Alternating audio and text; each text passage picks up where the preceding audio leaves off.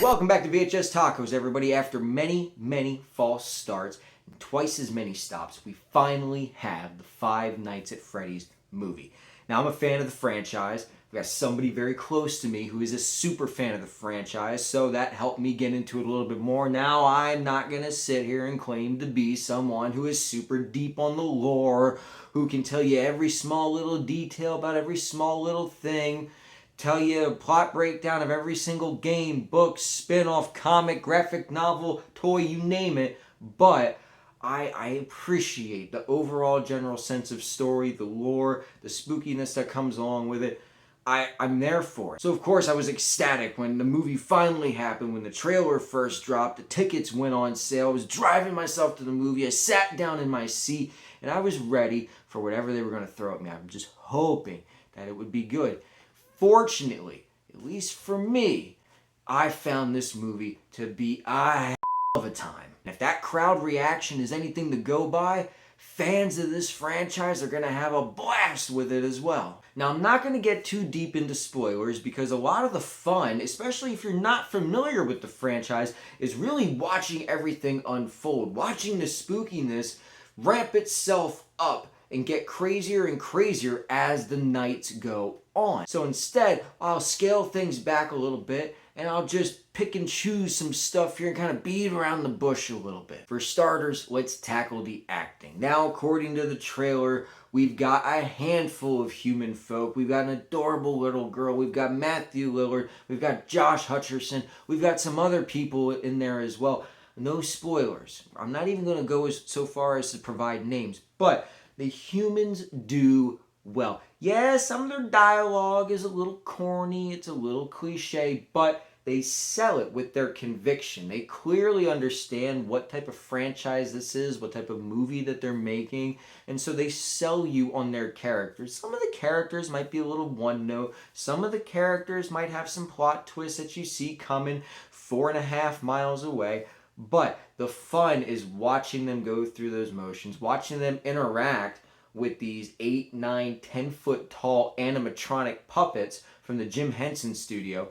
It's watching them just engross themselves in this world. And they do a swell job. One thing I've been picking up on this year is that we've been getting a solid string of child actors, and this little girl, unfortunately, I'm terrible with names, so I can't remember her name. She's no different. She does a great job. She has great chemistry with everybody, and she sells the fact that these animatronics are real, that they come to life. The interactions that she has with them, very well done. You know, it doesn't come off as forced. It doesn't come off as, obviously, it's a kid interacting with a puppet or an animatronic robot.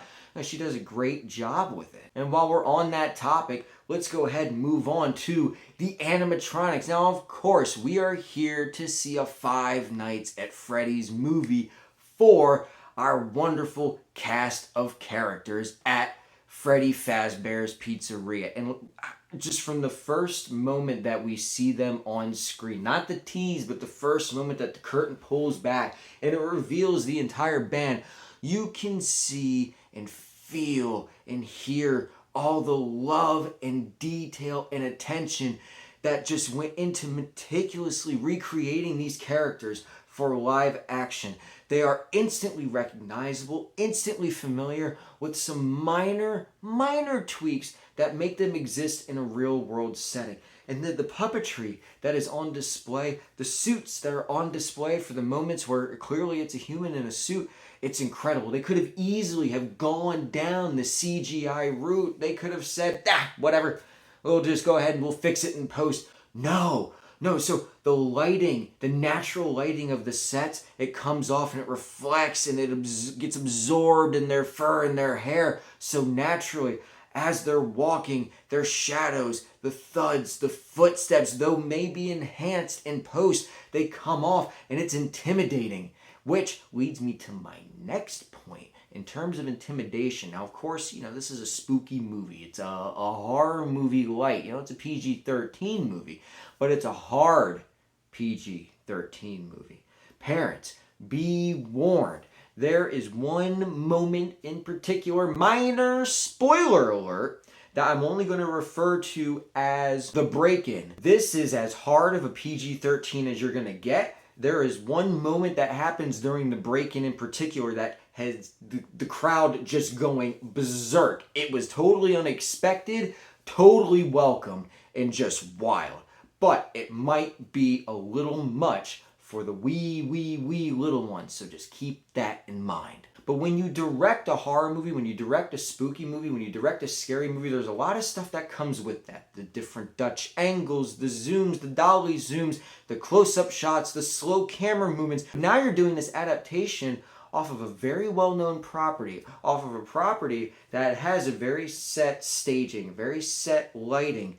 And so you have to try to adapt that the best that you can into this medium of film, into this medium of motion picture. And honestly, the director does a great job. Any fan of the game, anybody that's even seen any gameplay of the games will recognize immediately some iconic shots, some lighting, some of the effects that go on. And it's very, very well done, but then they are enhanced. Because again, we are working with this game in the realm of a horror movie. And they really, truly understood what made the games tick and then what makes a horror movie tick, but a horror movie that is accessible by everybody of all ages, even if it's a little too intense for the younger crowd. Judging by my crowd reactions, there were Easter eggs galore, and there were even some that I managed to pick up on as well. The Five Nights at Freddy's movie, even though it might be getting destroyed by critics, is 100% geared to be a money-making crowd pleaser, especially releasing mere days before Halloween. This thing will be unstoppable, and I can promise you, we'll be getting Five Nights at Freddy's 38, Freddy Boogaloo. And you know what? I'll be there opening night, guaranteed. Five Nights at Freddy's is in theaters right now, and it is also streaming on Peacock. So that might be a nice alternative for the wee little ones if you think a theater experience might be too intense for them. If you guys had a chance to check this out already, of course, let me know down in the comments below. If you plan on checking it out, let me know that too. Or if you think that this franchise is terrible, why are we humoring it with a movie after all these years? Cinema is truly dead. Well, you're wrong about that, so I mean, sorry to disappoint. And until next time, guys, this has been VHS Tacos signing off. If you'll excuse me, I actually received a job offer for a night security gig in the mail I gotta go apply to. Adios.